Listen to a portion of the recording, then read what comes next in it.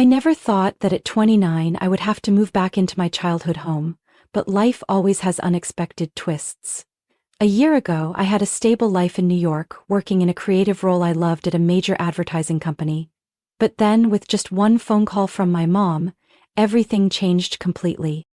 "Haley, your dad is in trouble. He lost everything." Her voice trembled over the phone, and I knew I had no other choice. I had to return to Texas.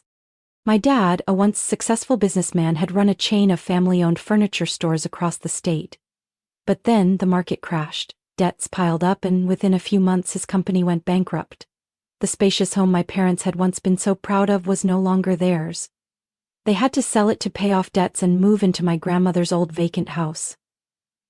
When I returned, the atmosphere in the house was heavier than ever. My mom, who used to be a confident and radiant woman, now looked exhausted from countless sleepless nights of worry. My dad barely left his study, drowning himself in his failures. But perhaps the biggest surprise was Ava, my younger sister. Ava, 26, had always been the pampered one, never having to worry about money or responsibility.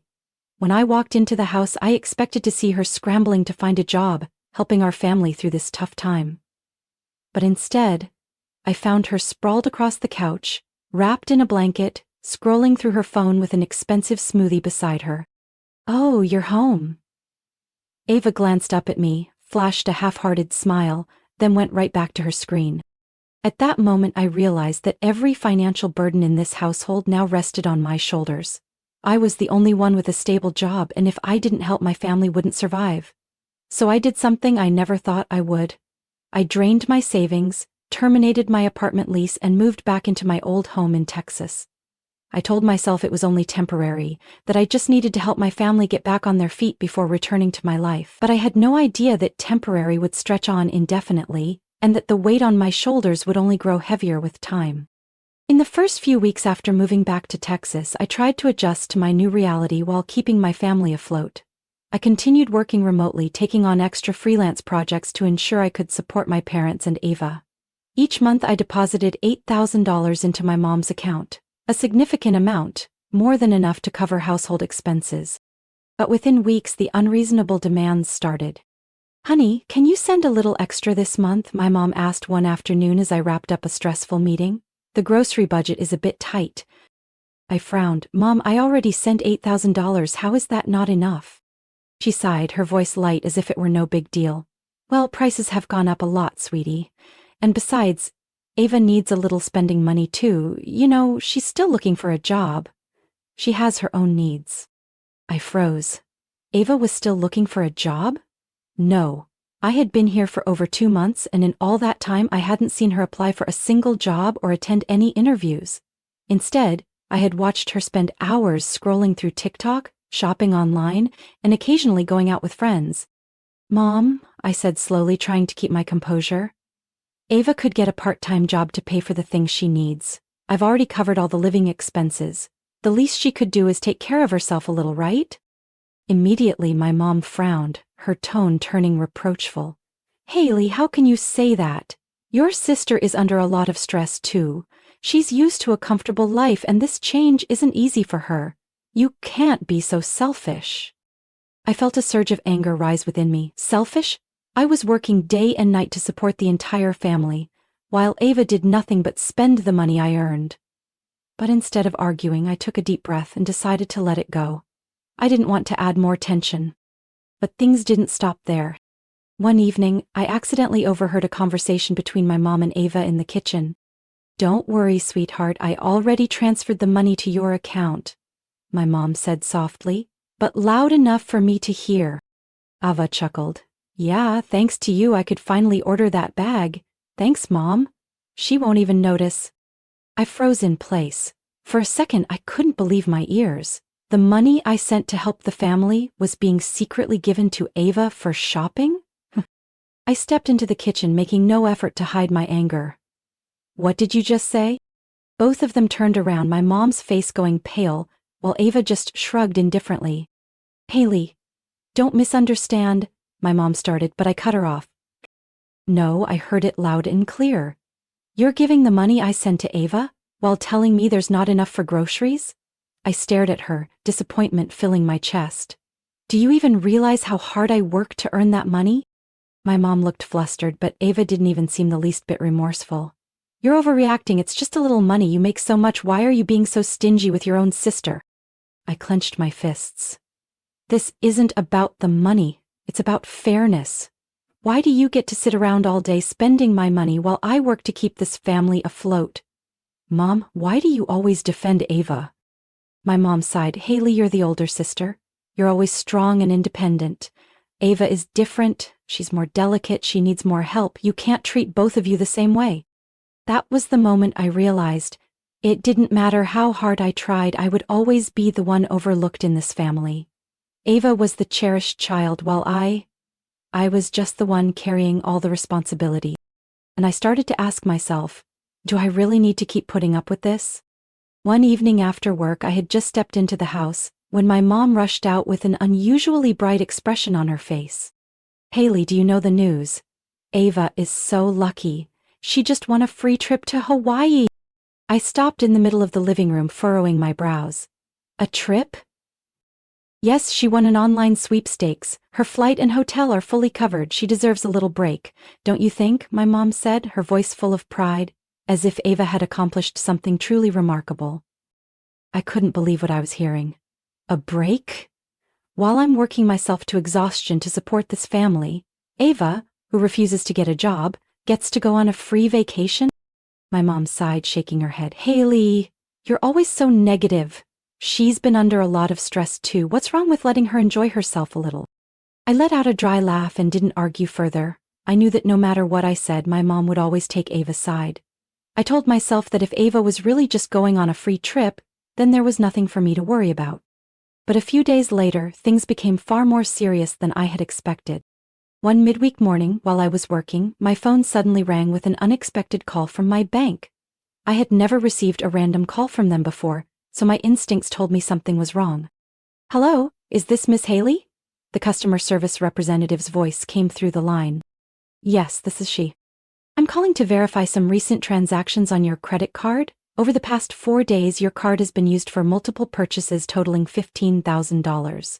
We wanted to confirm whether these transactions were authorized by you. My heart nearly stopped. $15,000? I haven't made any large purchases recently. There was a brief pause before the representative continued. These transactions primarily took place in Hawaii, including luxury restaurants, high-end fashion stores, and spa services. I froze. Hawaii. Ava. Without a second thought, I immediately called my sister. After a few rings, Ava finally picked up.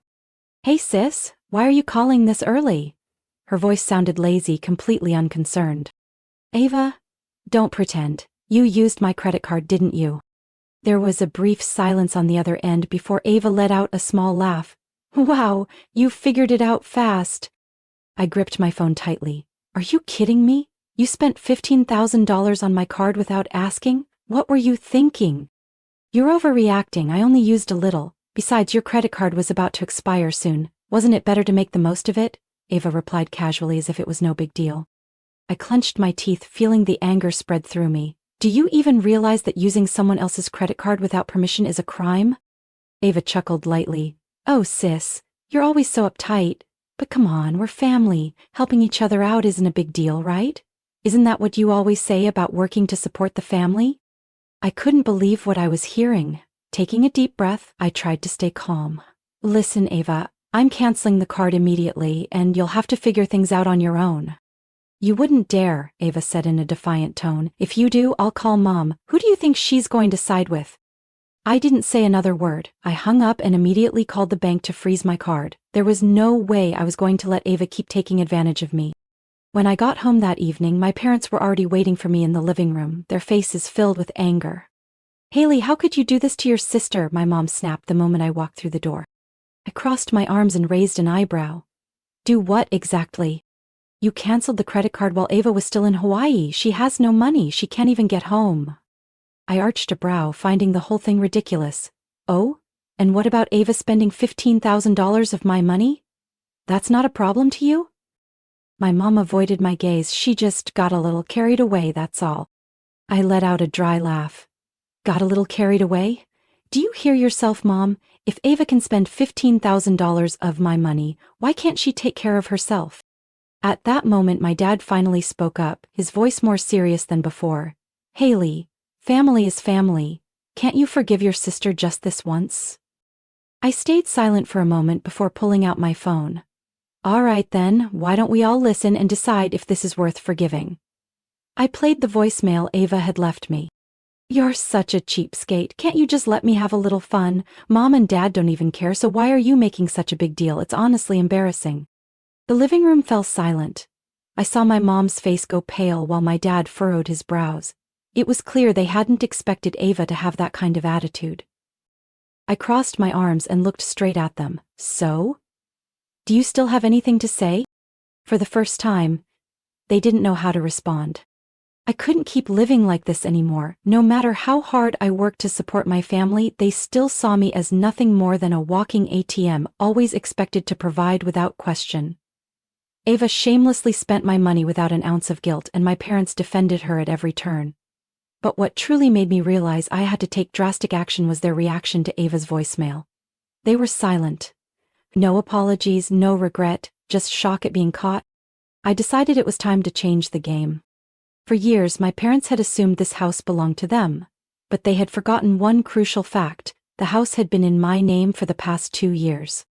After my dad's company went bankrupt, they couldn't afford to pay property taxes, so I stepped in to cover their debts, but under one condition: they had to transfer the house's ownership to me. At the time, my parents had assumed I was just helping them out, not fully paying attention to the legal documents they had signed. I had kept this information to myself, never intending to use it, but now I had a reason to. While Ava was off enjoying her vacation in Hawaii, I quietly reached out to a real estate contact. I spoke to an investor who had been eyeing this property for a while. The sale happened faster than I expected. Once the deal was finalized, I hired a moving company to pack up my parents' and Ava's belongings and send them to their next destination, my grandmother's house in San Diego. My grandmother was not the kind of person who tolerated laziness. She had started a small Italian restaurant in her youth and ran it with an iron fist. If there was one thing I knew for sure, it was that she would never allow my parents and Ava to slack off. 5 days later, when my parents and Ava returned from Hawaii, I was already standing at the front door waiting for them.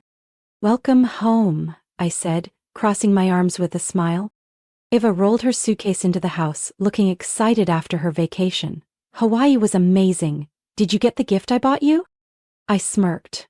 "Oh, a gift. What money did you use to buy it? Actually, don't answer that. I have something more important to discuss." My mom took off her coat and looked at me curiously. "What is it, Haley? Why do you look so serious?" I pointed toward the window. Outside, on the lawn, a sold sign was staked into the ground. My dad froze. "What the hell?" "This house has been sold," I announced calmly. "You don't have to worry about living expenses here anymore." "Because we don't live here anymore." My mom's eyes widened. "Haley, what are you talking about? This is our home." I shook my head. "No. It's my home. 2 years ago, when I paid off the property taxes for you and Dad, we signed the ownership transfer to my name. And now, I've sold it." Eva practically screamed. "You can't do this." I crossed my arms, looking at her calmly. "Can't? But I already did?" My dad, who had been silent this whole time, finally spoke. "Then, where are we supposed to go?" I shrugged. "You don't have to worry about that. I've already made arrangements. Your luggage has been sent to Grandma's house. She's expecting you in San Diego." My mom's face went pale. "San Diego? No! Haley, I can't live there. I can't work in Grandma's restaurant." I shrugged again. "Then find another job. Or figure things out without me." My dad turned to my mom, whispering something, but I could see the panic in his eyes. As for Ava, she was furious, yelling, "You can't just kick us out like this. We're family." I let out a dry laugh. "Family? Is that why you drained my money? Or why Mom always defended you while ignoring me? If you truly saw me as family, then I wouldn't have been the only one carrying all the weight." My mom looked stunned, but she had no argument left.